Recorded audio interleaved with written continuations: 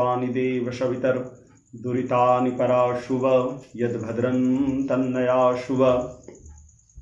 प्रिय दर्शकों, मैं सुनील पाठक गया धाम गया आपके समक्ष आज फिर हाजिर हूँ।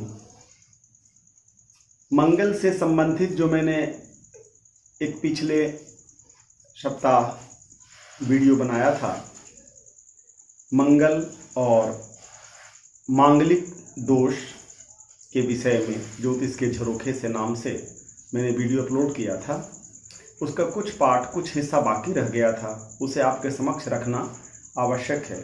इस विचार से मैं ये वीडियो आपके सामने अपलोड कर रहा हूँ। आप सब इसे देखें और विषय वस्तु समझ करके जो भी आपका प्रश्न हो कमेंट हमको कर सकते हैं। थोड़ा सा उस विषय को मैं आपके सामने दोबारा रख देता हूँ।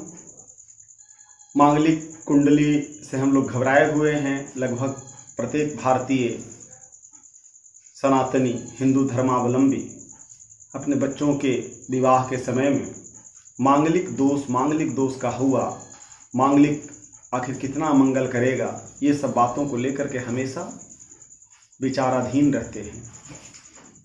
कहीं भी कुंडली में, लग्न में, चतुर्थ में, सप्तम में, अष्टम में, द्वादश में और दक्षिण भारतीय ग्रंथों के अनुसार द्वितीय भाव में भी, क्योंकि द्वितीय भाव से भी मंगल की दृष्टि अष्टम भाव पे पड़ रही है, इस कारण से द्वितीय भाव में भी मंगल के अनिष्ट प्रभाव को समझ करके बहुत डरते आए हैं। तो आज मैं आपके सामने ये क्लियर करना चाह रहा हूँ कि वह मंगल या मांगलिक कारक सूर्य, शनि, राहु, केतु, इनकी उपस्थिति यदि लग्न में हो तो कितना दोष कारक हैं, चतुर्थ में हो, सप्तम में हो, अष्टम में हो, द्वादश में हो, द्वितीय में हो तो कितना दोष कारक हैं। तो इनके दोष को जोड़ करके, और जैसे लड़का की कुंडली में दोष जितना आया, लड़की की कुंडली में जो मंगल का मिलान आप कर रहे हैं उसका दोष कितना आया, उन दोषों को गणना करके 50 के लगभग अंतर आए तो उस विवाह को शुभ मानना चाहिए। 50 से अधिक अंतर आए तो उस योग को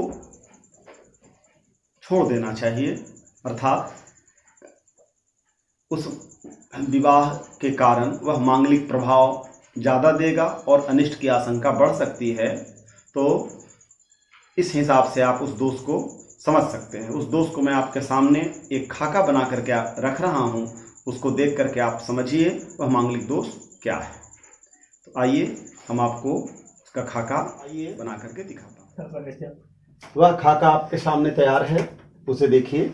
यहाँ मैंने लिखा है लग्न, सप्तम, अष्टम भाव, यानी लग्न, सप्तम और अष्टम भाव में मंगल, सूर्य, राहु, शनि और केतु को उपस्थिति कितना दोष ला रहा है, इसको आप समझिए। ग्रहों की स्थिति यहाँ देखिए। यदि मंगल अपनी उच्च राशि में बैठे हों और लग्न भाव में हों तो 144 दोष क्रिएट करेंगे, 144 दोष लाएंगे। इसी तरह जो ग्रह अपने स्व राशि में रहेंगे उनका यहाँ पे दोष दिखाया जा रहा है। अधिमित्रस्थ, यदि आप पंचधा ग्रह मैत्री चक्र के अनुसार ग्रहों का मिलान, ग्रहों का मित्रता देखेंगे, उसमें यदि अधिमित्र होते हैं मंगल जिस राशि में बैठे हैं उसके, तो उनके 36 दोष हैं। सूर्य के 12 दोष हैं, राहु, शनि, केतु के 24 दोष हैं। इसी तरह से सब राशियों का यहाँ अंक दिखाया गया है, ये देख लें। इसी तरह से यहाँ द्वितीय भाव में बैठे हुए, मैंने पहले भी बताया था, दक्षिण भारतीय पद्धति में द्वितीय भाव में भी मंगल, सूर्य, राहु, शनि, केतु की उपस्थिति को मंगल कारक माना जाता है, क्योंकि उनकी पूर्ण दृष्टि अष्टम भाव पे पड़ रही होती है। इसी तरह से दक्षिण भारत का कुछ ग्रंथ का नाम भी आप समझ सकते हैं। वेदा जातक है, त्रिफला नाम का पुस्तक है, उन सबों में इसका वर्णन आया है। तो यहाँ देखिए द्वितीय, चतुर्थ, द्वादश भाव, इसमें मंगल यदि अपने उच्च राशि में है तो 36 दोष, सूर्य का 12 दोष, राहु, शनि, केतु का 24 दोष। इसी तरह से मंगल मूल त्रिकोण में है तो 27, स्वराशि में है तो 24, अधिमित्रस्थ हैं तो 9 और समराशिस्थ हैं तो 24। इसी तरह से शत्रु राशि में बैठे हैं तो 42 दोष, अधिशत्रु यानी अधिक शत्रु के घर में बैठे हैं तो इनका 45 दोष, और मित्र राशिस्थ में है तो 12 दोष, और नीच राशिस्थ में है तो 48 दोष इसी तरह से सूर्य राहु शनि केतु का दोष, इसको आप खाका को समझ करके उपयोग करेंगे। इसी तरह से वर और कन्या के दोनों का मंगल सूर्य शनि राहु केतु को लग्न सप्तम अष्टम द्वितीय चतुर्थ और द्वादश भाव में बैठे हैं, जो जो ग्रह, उन सबको लिख करके और उनके दोषों को लिख करके और उन दोषों का एक दूसरे से मिलान करेंगे। यदि दोनों के बीच का अंतर मात्र 50 लगभग हो या 50 के अंदर हो तो वह विवाह उत्तम मांगलिक का योग, मंगल से मंगल का काट यानी मांगलिक से मांगलिक का योग बन रहा है।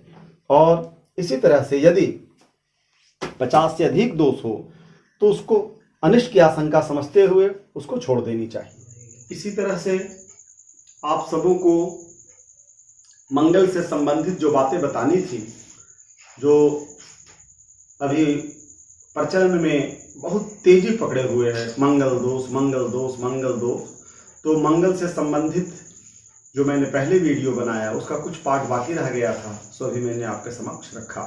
प्रिय दर्शकों, इसी तरह से आपका प्यार और सहयोग मिलता रहे। हमारा वीडियो को आप देख करके अच्छा लगे तो उसका शेयर करना और सब्सक्राइब करना, लाइक करना, ये सब के द्वारा आप अपना प्यार हमें व्यक्त कर सकते हैं। तो इसी तरह के विषय को लेकर के आपके समक्ष मैं आता रहूँगा।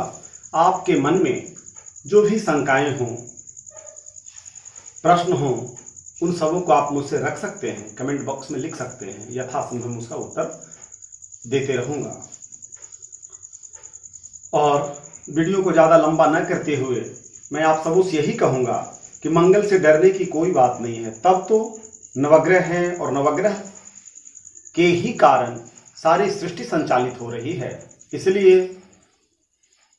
उनके विषय को समझना, उनके बारे में समझना और समझ करके उसी तरह से अपने भाव व्यक्त करते हुए और उनके निमित्त जो भी उपचार बताए गए हैं उन सबों को करते हुए जब आप जीवन में आगे बढ़ेंगे तो उन ग्रहों का सहयोग आपको मिलेगा। तो मैं इसी तरह का वीडियो आपके सामने हमेशा लाता रहूँगा।